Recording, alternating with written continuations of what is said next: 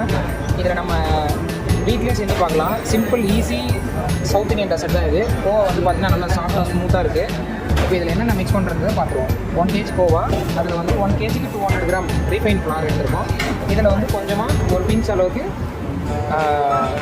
Soda, நம்ம ஆப்ப soda போட்டுட்டாலும் சரி, பேக்கிங் சோடா போட்டுட்டாலும் சரி, ஒரு 2 பிஞ்ச் 1 kg போதுமானது, அவ்வளோதான். அதுக்கப்புறமாட்டுக்கு ஒரு 2 பிஞ்ச் அளவுக்கு ஏலக்காய் பொடி. இது வந்து குலோப்ஜாம் சாப்பிடும்போது நல்லா ஒரு அரோமா கிடைக்கும், அதனால் ஒரு 2 பிஞ்ச் போட்டுவிட்டோம். இதை அப்படியே சைடில் வச்சுட்டு இது கூட மிக்ஸ் பண்ணுறதுக்கு கோவா எடுத்து மாவை நல்லா மிக்ஸ் பண்ணிக்கணும். இதுலேயே மிக்ஸ் பண்ணிக்கிட்டு இந்த ரீஃபைன் ஃப்ளாரை அன்ஸ்வீட்டட் கோவாவோட ஆட் பண்ணிக்குவோம். ஆட் பண்ணிவிட்டு ரெண்டுத்தையும் நல்லா மிக்ஸ் பண்ண வேண்டியதான், அவ்வளோதான். Very simple. இதை நம்ம ஒன்றா மிக்ஸ் பண்ணிட்டாலே போதும், நம்ம ஸ்மூத்தான குலோப்ஜாம் ரெடி ஆகிறதுக்கு அந்த டோ ரெடி ஆகிடும். நம்ம அதில் இது பண்ணிக்கலாம். சப்போஸ் நீங்கள் மிக்ஸ் பண்ணும்போது இந்த மாதிரி லைட்டாக ஹார்டாக இருக்கிற மாதிரி கோவா வெரைட்டி டிஃபர் ஆகும். கவு மில்கோட இது, பஃபலோ மில்கோட கோவா, அந்த மாதிரி டிஃப்ரெண்ட் வெரைட்டி ஆகும். நீங்கள் அந்த மாதிரி ஏதாவது ஃபீல் பண்ணுறீங்க அப்படின்னா கொஞ்சமாக அதில் வந்து ஆயில் ஆட் பண்ணிக்கோங்க. நான் வந்து இப்போ ஒரு 25 to 30 ml ஆயில் ஆட் பண்ணுறேன். இது நார்மல் ரீஃபைண்ட் ஆயில். கூடவே லைட்டாக ஒரு ஸ்ப்ரிங்கிள் மாதிரி அளவுக்கு வாட்டர் ஆட் பண்ணிக்கணும். இது எதுக்குன்னா டோ வந்து சாஃப்டாக இருக்கும்.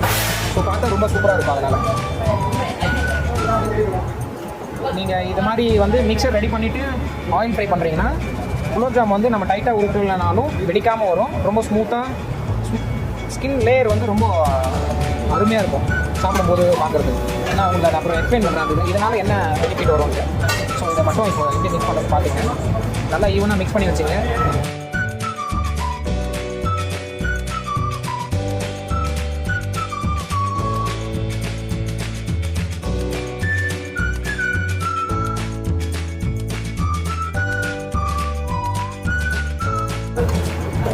அவ்வளோதான் மக்களே, மிக்ஸ் பண்ணியாச்சு. கோவா வந்து இந்த மாதிரி ஸ்மூத்தாக ரெடி பண்ணிக்கிட்டா போதும். நீங்கள் கையில் தொடும்போது 2 டோவும் ஃப்ளாரும் மைதாவும் இன்றைக்கி ரொம்ப ஜாமாரும் கோவாவும் நல்லா மிக்ஸ் ஆகிருக்கும். நீங்கள் வந்து இது ஒரு வாட்டி ப்ரெஸ் பண்ணி ரவுண்ட் பண்ணிங்கனாவே உங்களுக்கு தெரியும் இந்த அளவுக்கு தான் வரும் அதோட இது.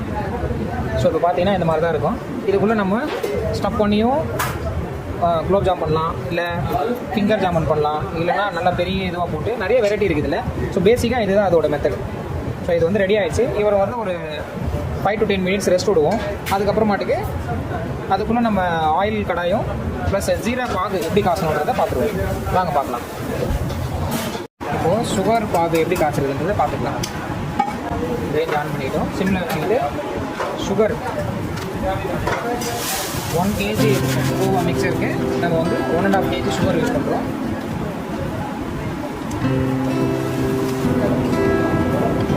$2 liter வாட்டர் ஆட் பண்ணியிருக்கோம். வாட்டர் நல்லா கொதித்து வரும்போது சக்கரை பாகு மாற்றினா போதும். அதாவது ஒரு கம்பி பாதம்னு சொல்லுவாங்க. அந்த ஒரு கம்பி பாதம் வந்து நம்ம சுகர் சிரப்பை ரெடி பண்ணிக்கிட்டோம்னா ஜாமுன் உள்ளே போட்ட உடனே மேலே வந்து சுகர் கோட்டிங் வராமல் ஈஸியாக நல்லாயிருக்கும். நல்லா ஜூஸியாக டெண்டரியாக இருக்கும். அவ்வளோதான்.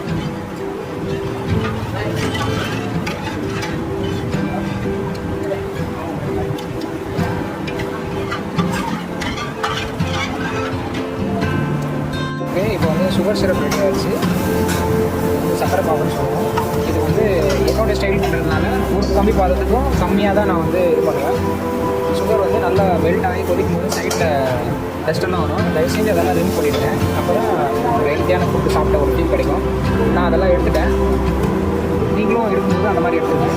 இப்போ இந்த மாதிரி கொதிச்சு நல்லா லிக்விடாக இருக்கும்போது இதில் வந்து ஒரு கம்பி பாதம் 2 கம்பி பாதம் அந்த மாதிரி சொல்லுவாங்க. இது வந்து பார்த்திங்கன்னா இப்படி ஸ்டிக் ஆகி வரும்போது ஒரு கம்பி பாதம் 2 கம்பி பாதம்னு சொல்லுவாங்க. நமக்கு வந்து ரொம்ப ஒரு கம்பி பாதத்துக்கும் கம்மியான சிரப் அளவு இருந்தால் போதும். அந்த மாதிரி தான் நான் எடுத்துருக்கேன். ஸோ இப்போ வந்து சுகர் சிரப் ரெடி ஆகிடுச்சு. ஓகே மக்களே, இப்போ வந்து நம்ம முன்னாடி ரெடி பண்ண டோ வந்து ரெடி ஆகிடுச்சு. இப்போ நம்ம இதை வந்து ஸ்டஃபிங் காட்டி கொஞ்சம் எடுத்துக்கணும். இதுலேருந்து ஒரு 100 கிராம் அந்த அளவுக்கு எடுத்து 100 கிராம் கேஷ்நட் போட்டு இதோட பாலிஷ் பண்ணிக்குவோம். இது வந்து ப்ரோக்கன் கேஷ்நட் இதுக்காண்டியே வாங்குகிறோம். இது பேபி பைட்டுன்னு சொல்லுவாங்க. நீங்கள் கடையில் கேட்டாலே கொடுப்பாங்க. இது வந்து 100 கிராம் கேஷ்நட், 100 கிராம் கோவா. இதை வந்து இதோட மிக்ஸ் பண்ணிக்க வேண்டியதான். இந்த ஸ்டஃபிங் நல்லாயிருக்கும். சாப்பிடும்போது ஒரு தனி ஃபீல் வரும். அதுக்கு தான் இந்த மாதிரி இதோட வந்து நம்ம யூஸ் பண்ணுறோம்.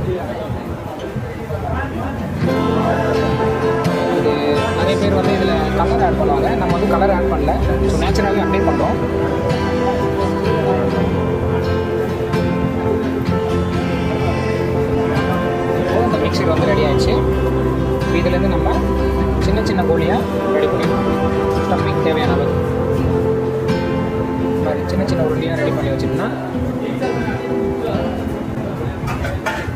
இப்படி சின்ன சின்ன உருண்டையை எடுத்துகிட்டு இப்போ இதுக்கு தேவையான அளவுக்கு நம்ம கோவா எடுத்துப்போம்.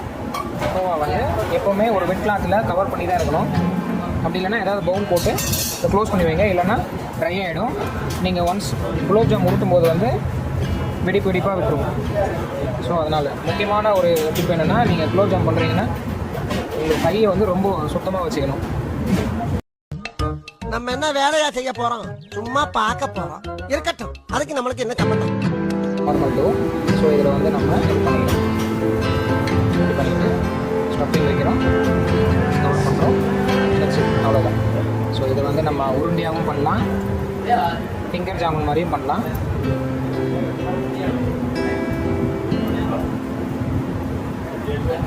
ஸோ இந்த மாதிரி தான். நெக்ஸ்ட் வந்து உருண்டையாக பண்ணுறது அப்படின்னு சொல்கிற மாதிரி. சரி, இதே ஒரு ஸ்டஃபிங் சின்னதாக எடுத்துக்கிறீங்க, எடுத்துக்கிட்டு ஸ்டஃப் பண்ணுறீங்க. கொஞ்சம் லைட்டாக ப்ரெஸ் பண்ணி ஒரு உருட்டினீங்கன்னா அந்த ரவுண்ட் ஷேப் வந்துடும். ஸோ அவ்வளோதான். இந்த மாதிரி வந்து உருட்டி எடுத்துக்கிட்டிங்கன்னா ஸோ யூனிக்காக இருக்குது. வாங்க இப்போ எப்படி ஃப்ரை பண்ணுறதுன்னு பார்க்கலாம். ஓகே, இப்போ வந்து நம்ம குலோப் ஜாம் உருட்டியாச்சு. உருட்டின வேத்தில் வந்து இதில் போட போகிறோம். இதில் வந்து ஆயில் வந்து மீடியம் ஹீட்டாக இருக்கும்போது லைட்டாக இப்போது குலோப் ஜாமுன்லாம் எண்ணெய் குளிக்க போகுது. அப்படின்னாங்க ஸ்லோ ஃப்ளேமில் இப்படி வச்சு நம்ம விட்டோன்னா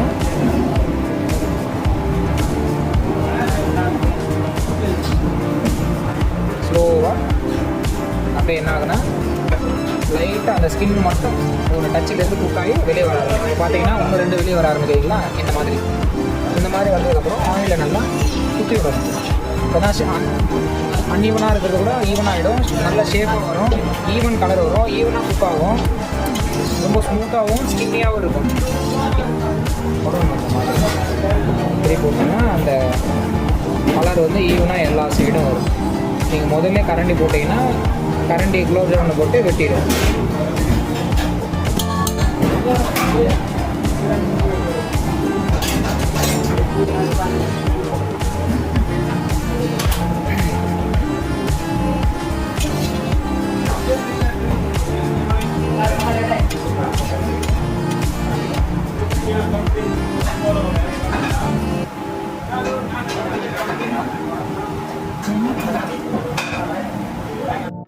இப்போ வந்து குலோப் ஜாம் நல்ல கலர் வந்துடுச்சு.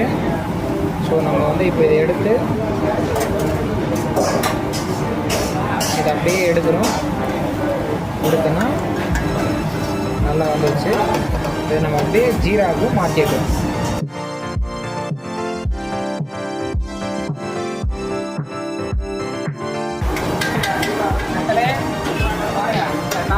ஜாமுன் ரெடி ஆகிட்டு காமெடி வேண்டாம், நான் சொல்லிட்டேன். நான் காமெடி பண்ணாதேன்னு சொல்லியிருக்கேன். நான் ரெடி ஆகிடுச்சு. அதுக்கு டேஸ்டிங் பண்ணலாம். மறக்காமல் சப்ஸ்கிரைப் பண்ணிக்கிறேன் நம்ம சேனலை.